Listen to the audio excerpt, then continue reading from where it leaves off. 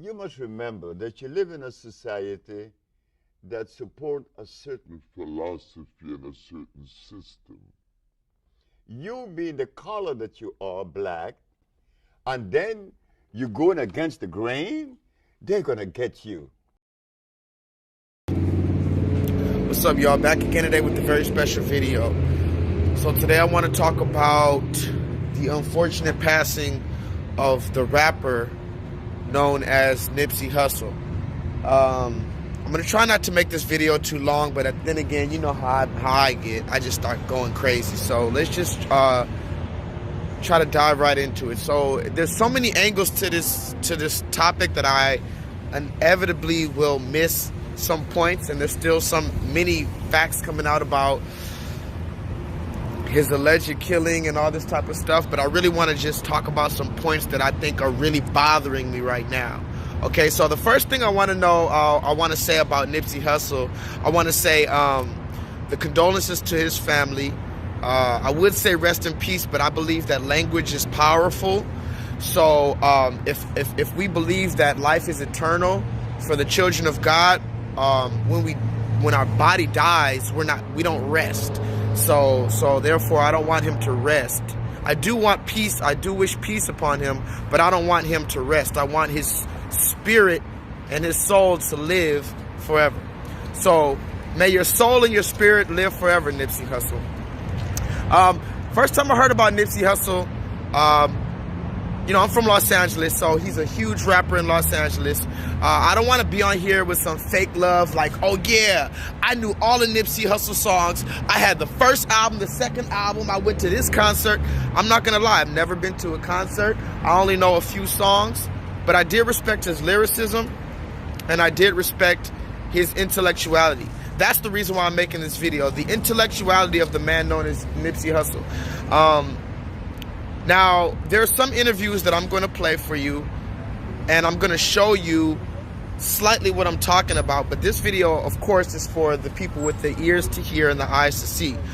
This video isn't for everybody, but at the same time, I do want a lot of people to see it, because one of the things that bothers me about this whole thing that Nipsey Hussle just was recently killed, and if you don't know, Nipsey Hussle was killed on March 31st. He was shot and killed, shot 6 times, allegedly, in front, and I have to say allegedly because all these things are reports, and again, language is important. I don't know for a fact what is going on, so I could just only speculate truly. So it's alleged that he was killed on March 31st, okay? He was shot 6 times, including 1 shot to the head in front of a store that he owned. So now let me take it in context for you guys so you can see, because you know I'm a visual learner. In school I got nothing but C's and stuff because I didn't like reading like just words. I like visuals. So that's why I love my channel. So imagine me. My name is Joshua. Imagine I just say, you know what? I got the money and I got the resources and I have a plan. I want to own this building and I want to own this building and I want to own that building. This is just to say where I grew up, right? So I go into this store and then I ask them what it takes in order to be able to buy them out and use all my qualifications to be able to do the same for this store, and I do the same for that store right there, right? Now, these buildings and these particular companies no longer exist. Now this whole place is mine to do with what I want. I could just have abandoned buildings. I could turn it into a grocery store. I could turn it into a laundromat. I could turn it into an apartment complex. I could do whatever I want because I have the resources to do so. This is what Nipsey Hussle did for a community in Los Angeles, California. Now, when I tell you about this community in Los Angeles, California, there's a neighborhood called Crenshaw in which I grew up, and this is where Nipsey Hussle put this thing. We have to first preface this by saying that Nipsey Hussle was an admitted gang member of the California Crips, right? A Crip gang. So I'm not here to try to paint some perfect picture of this man like he didn't have certain things in his past or in his life that may not have contributed to his demise in some way. But follow me here. So again, I buy this place, I buy this place, and I buy this place. Now, what I can do and what Nipsey Hussle did was put a store here, put a barbershop here, put a restaurant here. Okay? Now, here, at the store, you know, let's just say an everyday needs store, you get your toiletries, you get, you know, like t-shirts, you could get, you know, cell phone chargers, you could get whatever the case, you know what I mean? Here I employ my brother, who can then use that money to provide for his family. I employ my best friend, who then can use that money to provide for his family. At this place, I employ my sister, who can use that money to provide for her family. I employ a childhood friend, who could use that money to apply for it. And then I do the same place here. So now, in this scenario, I have 3 different places. I could likely have maybe up to 20 different employees in each place. That's possibly 60 different individuals who then use that currency and those resources to provide for themselves and their families. I've then provided working capital and working opportunities for 60 potentially underprivileged people. Now remember, this is what Nipsey Hussle did, right? He employed ex-felons, because remember, I told you he was a gang member. So many of his friends, as I told you, were gang members as well, ex-felons and convicted felons. So whereas corporate America may not have allowed them to work under certain conditions because of their criminal history, Nipsey Hussle, who owned these places, remember, he owned these places, he can do whatever he wants. He doesn't care about a criminal history. Furthermore, his workers are probably going to be even more loyal to him than someone he just finds off the streets in interviews. Because we all know at an interview, we put on our best foot forward. Hey, I'm Josh. I've worked at here and here and here. You know how many times I've just put on my best foot at the interview, and then 6 months later I come into work, hair looking like this, like, what up? Come on, man. We know that. But if I had a childhood friend and I employed a childhood friend on my brother that came from the same womb as me, I know for a fact that he's going to have more loyalty. So again, why is this important? Because Nipsey Hussle did that in a section in Los Angeles, which was heavily gang infested, crime infested, drug infested, and he provided opportunities for Black and Latino men and women who may not have had those opportunities extended to them under normal circumstances. This is just one of the many reasons why it would be beneficial for him to die in a system that does not want to allow such opportunities to exist for Black and Latino people. So now follow me. I don't want to get too out of touch with reality. I want to stay down here because my mind is all over the place, but I want you to see what I'm doing. I'm going to freestyle this, okay? So now follow me now. We have a ex-Crip who has what we, in the Black community, let's not forget that in the Black community, we revere gang activity. We revere certain thug culture. So the term street cred or street credibility is a real thing. So when we understand that someone who came from a Crip background will have a certain amount of influence on an impoverished neighborhood who champions that idea, then we understand that a person like Nipsey Hussle already has influence off the fact that he was just a Crip. So the fact that Nipsey Hussle was a Crip, and then he was a rapper, Grammy-nominated rapper, because I hear a lot of people say, well, what does it matter if just a normal, just underground, non-mainstream rapper just gets shot? No, this was a Grammy-nominated rapper who Jay-Z himself bought hundreds of copies of this man's album. So Jay-Z himself understood and appreciated this man's lyricism and supported this man. So this man wasn't underground by any means, just because he may not have been as a household name as, say, a Cardi B or something like that. We have to remember all the things that's going on with this system, okay? And I'm trying not to get too out of touch. Again, I'm trying to touch these points so you could all see how it comes together. Now, again, I own that place, I own that place, and I own this place. I am a former gang member and a rapper, so in my community, I now have respect on multiple levels, right? So now I'm a rapper, I'm a gang member, and I'm a business owner in my community that I grew up from. Okay? So now have a certain responsibility, and I have something that they're looking at. Okay, so now when I say they, who is they? They. I want to. You know, that's a really important question. Who is they? Who is the Illuminati when they say they?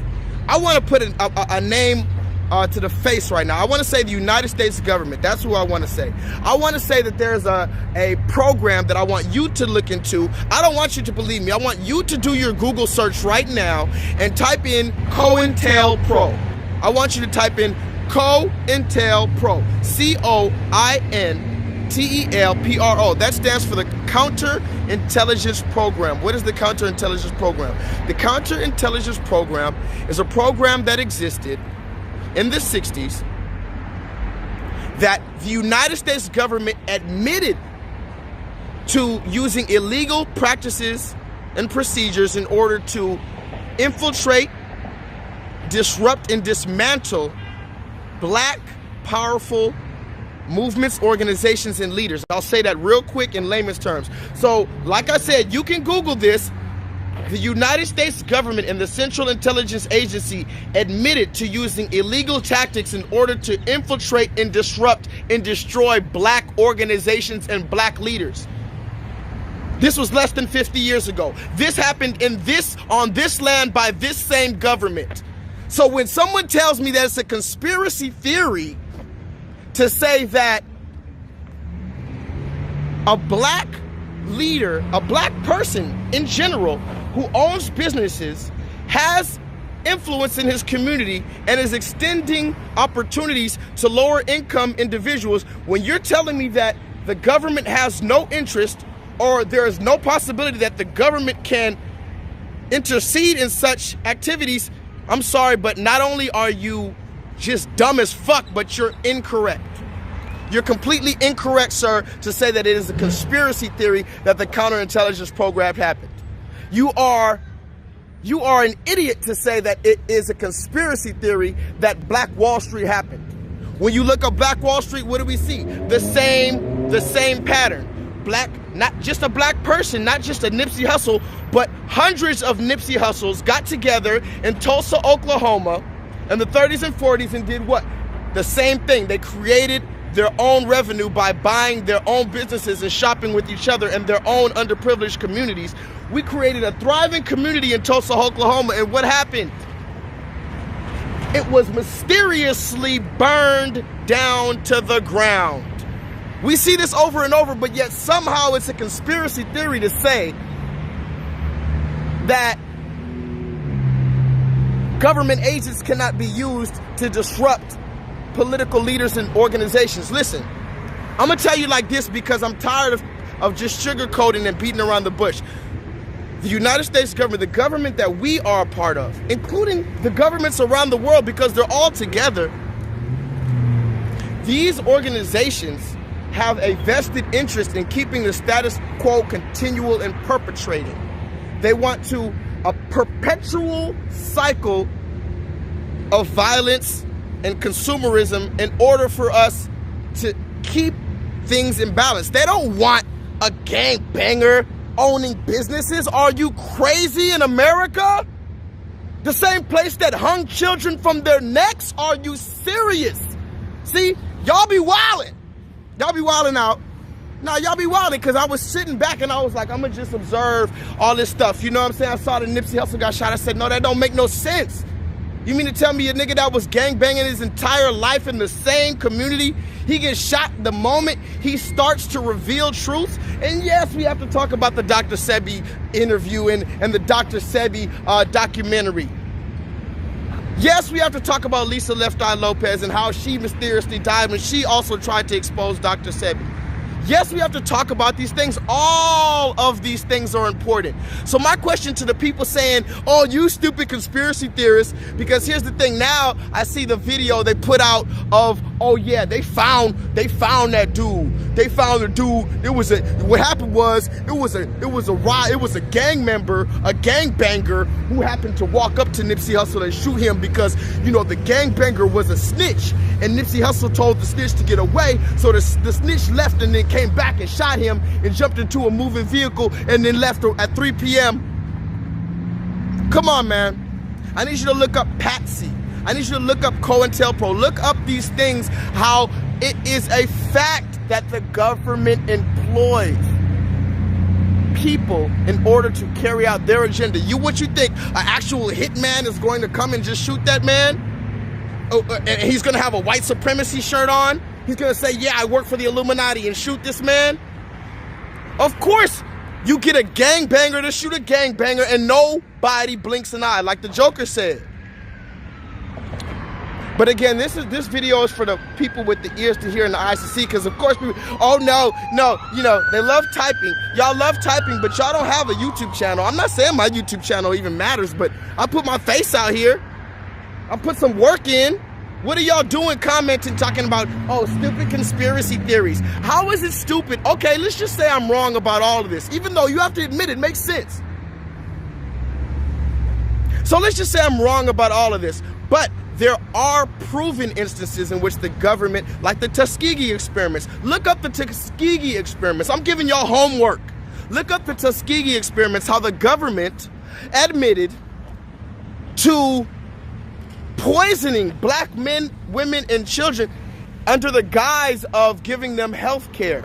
So basically the government injected black people with syphilis and diseases that they knew were toxic to them, and used them as guinea pigs and told them that it was free health care. This is the Tuskegee Experiments. Look that up. But again, I'm stupid and I'm a crazy conspiracy theorist for saying that the government can have a hand in all of this. So why did I bring all of that up? Back to the point of Mr. Nipsey Hussle.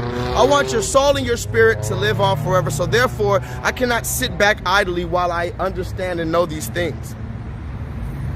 I know what happened. I do. Do I know who shot the person? No. But here's a quick thing though. I was thinking about this earlier in the story of Christ, right? And the story of the Bible of Christ, you know, we know what happened. Most people know what happened, okay? Judas betrayed him. The people said they want to crucify him. Pontius Pilate gave the final go-ahead, and then the Romans, you know, put the nails in him and put the spear in his side. But then I was thinking, who really killed Christ? Now peep game, this is what my last point. Who really killed Christ? It's the same question of, I just say, who killed Nipsey Hussle? Now, of course, I'm not comparing the two, but just peep game. Who killed Christ? Was it the one who put the nails in his hand and the spear in his side? Was it because many people will say that it was the Romans that killed him, but many people will also say it was the Jews that killed him. It was his own people that said, crucify him. They called for his crucifixion. They didn't physically do it, but many people say they're responsible as well, right? Then we have Judas, who was one of his homeboys, one of his riders, who came up and gave him a kiss in order to show the Romans, hey, this is Jesus. So he was partly to blame as well, for sure. And then there was Pontius Pilate, who he had the power to say either, yes, we're going to crucify him, or no, he did nothing. But Pontius Pilate fell victim to what? Peer pressure and the ego, and he didn't use his authority in the right way because he knew Christ wasn't wrong.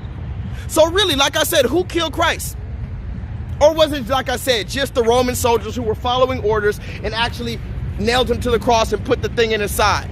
Because what we're saying right now by saying that a random gangbanger walked up to Nipsey Hussle and shot him, after already you're saying he's a snitch which means he works for the police and the government agencies, and he's willing to do whatever for his freedom. So that means that you're saying that the Roman soldiers, the ones who actually just put the spear in his side and were just following orders, those are the ones that are responsible. No, in my opinion, there's more people responsible for this. And you won't see the end of it, because you know what you've done? You've woken up further the black people. You've woken up further the people who you've been oppressing, the very people that you're continuously trying to oppress.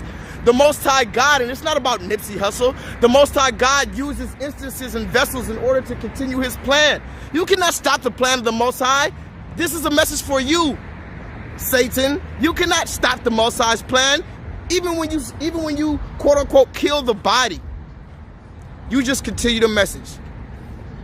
So with that being said, I knew that was an attack on me. I know when they killed Nipsey, that was an attack on me. Because I'm out here spreading my message. So I want to tell y'all, if I coincidentally end up hit by a car or some shit, like Nipsey said, you better ride for me. With that being said, I want y'all to vibrate higher. He also owns Marathon Clothing Store, which not only sells his label, but lets his visitors use an app to enhance their shopping experience. We playing a long game. We don't want the money to stop when we go. We don't want the money to stop when we go. We don't want the money to stop when we go. When we can't work no more, we want it to outlive us. We want it to be generational. You know, generational. You know, generational. You know. And next door, a basic needs shop. They sell everything from prepaid cell phones to fragrances. And at both stores, Nipsey hired local artists. It's Tanny. Hi, Tanny. I'm Leah. Partners and up-and-coming artists. Okay. By the end of this year, Nipsey will also open a barber shop. And so we gonna call this Steve's, and it's named after my homeboy Fats. You know what I mean? This is a tattoo of him right here. He was murdered last year. And a Creole seafood restaurant. And everything. All the equipment was brand new.